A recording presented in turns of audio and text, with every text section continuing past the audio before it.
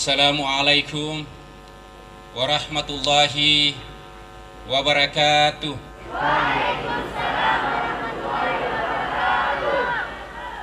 Yang saya muliakan para pimpinan pondok pesantren, para alim ulama, para kiai, para asatizah,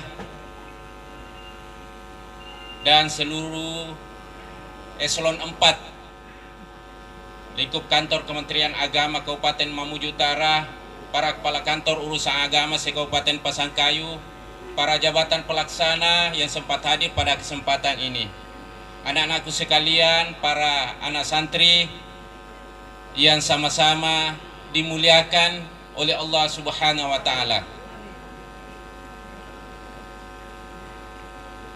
Saudara-saudaraku santri di seluruh tanah air yang saya banggakan, dalam suasana memperingati Hari Santri tanggal 22 Oktober 2019, marilah kita panjatkan puji dan syukur kehadirat Allah Subhanahu wa Ta'ala, Tuhan yang Maha Esa. Semoga rahmat, berkat dan perlindungan senantiasa menyertai kita semua. Saudara-saudaraku sekalian, Presiden Joko Widodo melalui keputusan Presiden nomor 22 tahun 2015 telah menetapkan tanggal 22 Oktober sebagai Hari Santri. Penetapan tanggal 22 Oktober merujuk pada tercetusnya resolusi jihad yang berisi fatwa kewajiban berjihad demi mempertahankan kemerdekaan Indonesia. Resolusi jihad ini kemudian melahirkan peristiwa heroik tanggal 10 November 1945 yang kita peringati sebagai Hari Pahlawan.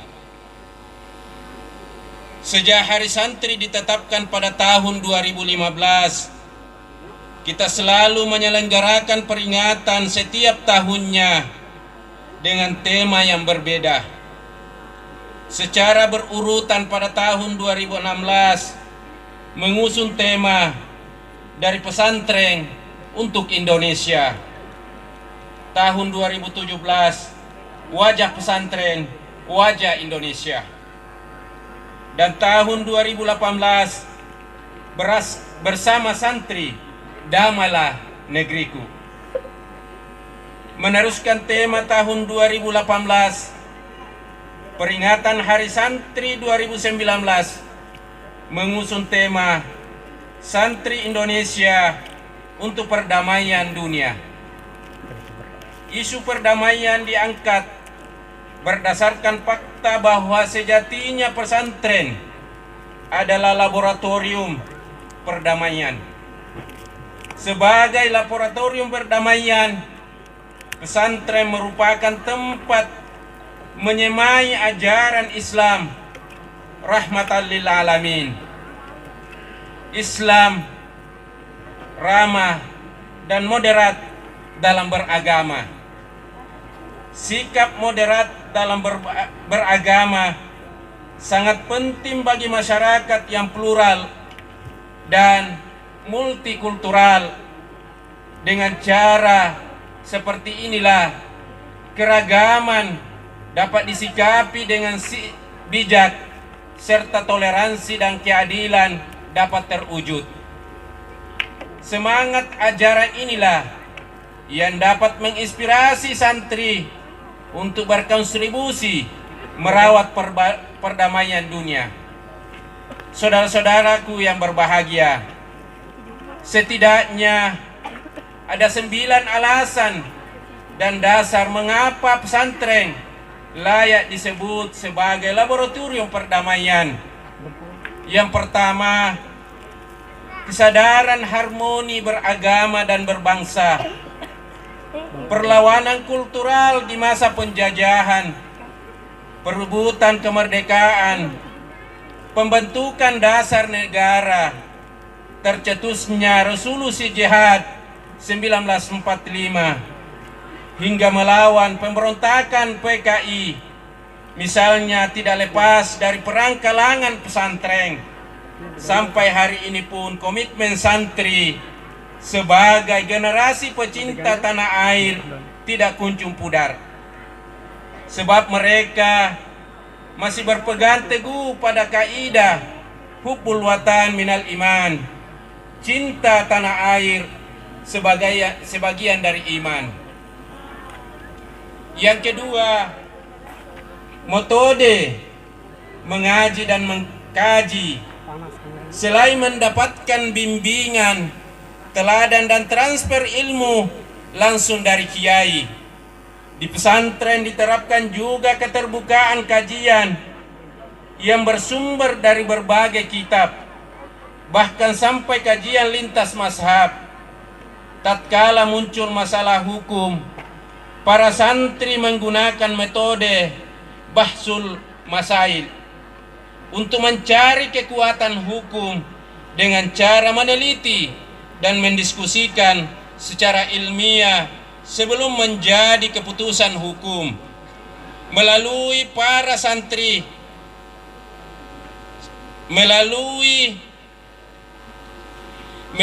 ini para santri dididik untuk belajar menerima perbedaan, namun tetap bersandar pada sumber hukum yang otentik. Yang ketiga, para santri bisa diajarkan untuk hikmat atau pengabdian. Ini merupakan ruh dan prinsip loyalitas santri yang dibingkai dalam paradigma etika agama dan realitas kebutuhan sosial. Yang keempat, pendidikan kemandirian, kerjasama dan saling membantu di kalangan santri. Lantaran jauh dari keluarga, santri terbiasa hidup mandiri, memupuk sila solidaritas dan gotong royong sesama para pejuang ilmu. Yang kelima, gerakan komunitas seperti kesenian dan sastra tumbuh subur di pesantren.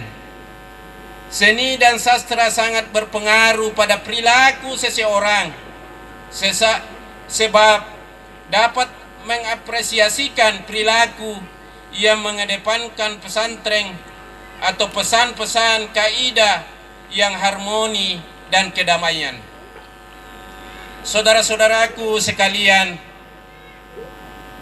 adapun alasan yang keenam adalah lahirnya beragam kelompok diskusi dalam skala kecil maupun besar untuk membahas hal-hal remeh sampai serius. Dialog kelompok membentuk santri berkarakter terbuka terhadap hal-hal berbeda dan baru.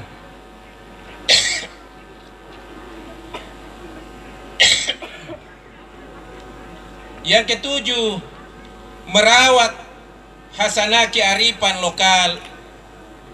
Relasi agama dan tradisi begitu kental dalam kehidupan masyarakat Indonesia. Pesantren menjadi ruang yang kondusif untuk menjaga loyalitas atau lokalitas di tengah arus zaman yang semakin pragmatis dan materialistis. Kedelapan, prinsip maslahat kepentingan umum merupakan pegangan yang sudah tidak bisa ditawar lagi oleh kalangan pesantren. Tidak ada ceritanya orang-orang pesantren meresahkan dan menyesatkan masyarakat. Justru kalangan yang membina masyarakat kebanyakan adalah jebolan pesantren, baik itu soal moral maupun intelektual. Kesembilan, penanaman spiritual tidak hanya soal hukum Islam atau fikih yang didalami, Banyak pesantren juga melatih para santri untuk takziyatun nafas, yaitu proses pembersihan hati. Ini biasanya dilakukan melalui amalan zikir dan puasa, sehingga akan melahirkan pikiran dan tindakan yang bersih dan benar. Makanya santri jauh dari pemberitaan tentang intoleransi, pemberontakan, apalagi terorisme. Saudara-saudaraku yang berbahagia, di samping alasan sebagai laboratorium perdamaian, keterpilihan Indonesia sebagai anggota tidak tetap Dewan Keamanan Pemeriksaan Perserikatan Bangsa-Bangsa sejak 2 Januari 2019 hingga 31 Desember 2020, di mana bargaining position Indonesia dalam menginisiasi dan mendorong proses perdamaian dunia semakin kuat dan nyata, menjadi momentum bagi seluruh elemen bangsa, terutama kalangan santri Indonesia, agar turut berperan aktif dan terdepan mengemban misi dan menyampaikan pesan-pesan perdamaian di dunia internasional. Saudara-saudaraku sekalian, akhirnya kita juga patut bersyukur karena dalam peringatan Hari Santri 2019 ini terasa istimewa dengan hadirnya Undang-Undang Nomor 18 Tahun 2019 tentang pesantren. Dengan undang-undang tentang pesantren ini memastikan bahwa pesantren tidak hanya mengembangkan fungsi pendidikan, tetapi juga mengembangkan fungsi dakwah dan fungsi pemberdayaan masyarakat. Dengan undang-undang ini, negara hadir untuk memberikan rekognisi, afirmasi, dan fasilitasi kepada pesantren dengan tetap menjaga keikhlasan dan kemandiriannya. Dengan undang-undang ini pula, tamatan pesantren memiliki hak yang sama dengan tamatan lembaga lainnya. Dalam kesempatan yang berbahagia ini, saya ucapkan selamat Hari Santri Nasional tahun 2019. Santri Indonesia untuk perdamaian dunia. Allahu Akbar. Allahu Akbar. Allahu Akbar. Jayalah pesantrenku. Wassalamualaikum warahmatullahi wabarakatuh. Atas nama Menteri Agama Republik Indonesia, Sekretaris Jenderal Kementerian Agama M. Nur Khalis Setiawan.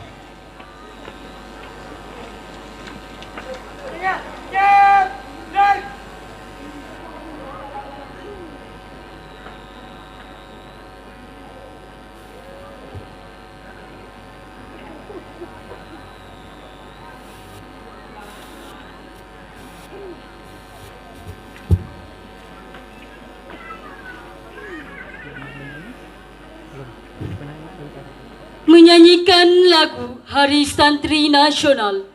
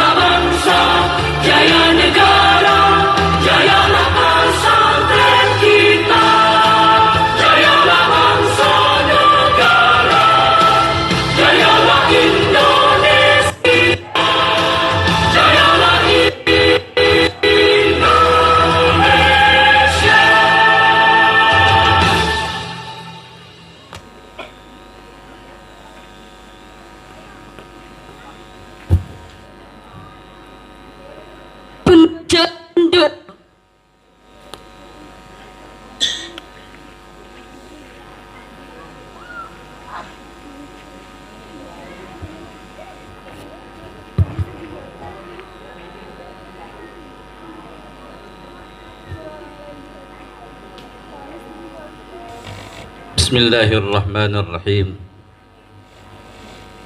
Alhamdulillahi Rabbil Alamin. Hamdan syakirin, hamdan na'imin, hamdan yuafi ni'mahu wa yukafi'u mazidah. Ya Rabbana lakal hamdu kama yanbaghi li jalali wajhikal karim wa 'azimi sultanik. Ya Allah, Tuhan yang Maha Kuasa, di hari yang berkah ini kami seluruh santri bersimpu mempersembahkan puji syukur kehadirat-Mu ya Allah. Engkau pencipta alam semesta dan Engkau jualah yang mengaturnya. Perkenankanlah kami seluruh bangsa Indonesia pada pagi hari ini kami memperingati Hari Santri Nasional yang kelima untuk mensyukuri nikmat agung anugerah-Mu berupa keutuhan bangsa dan negara dengan semangat juang bertolabul ilm sebagai santri sejati. Ya Allah, ya Tuhan kami, jadikanlah Hari Santri Nasional yang kelima ini sebagai momentum untuk dapat merekatkan persatuan dan kesatuan bangsa kami. Jadikanlah kami, jauhkanlah kami dari perselisihan, permusuhan, perpecahan, dan kuatkanlah ikatan di antara bangsa kami agar senantiasa saling menyemai kedamaian, saling menjaga kerukunan, saling menampakkan keramahan, dan saling menyokong kemajuan. Ya Allah, ya Tuhan kami, eratkanlah silaturahim seluruh anak-anak negeri bangsa ini agar senantiasa saling menjaga persaudaraan dalam mengingatkan kebaikan, dalam menegakkan agama-Mu ya Allah. Ya Allah, Tuhan yang Maha Bijaksana, jadikanlah kami generasi penerus perjuangan bangsa yang senantiasa bersyukur, menjunjung sikap jujur dalam mewujudkan santri Indonesia untuk perdamaian dunia. Allahumma ya Ghaffar, ampunilah dosa-dosa kami, dosa kedua orang tua kami, dosa para pemimpin-pemimpin kami, baik yang masih hidup maupun yang telah mendahului kami. Rabbana taqabbal minna innaka antas sami'ul alim wa tub alaina innaka antat tawwabur rahim. Rabbana atina fid dunya hasanah wa fil akhirati hasanah wa qina adzaban nar. Wa sallallahu ala sayyidina Muhammadin nabiyil ummi wa ala alihi wa sahbihi wa barik wa sallim. Subhana rabbika rabbil izzati amma yasifun wa salamun alal mursalin walhamdulillahi rabbil alamin.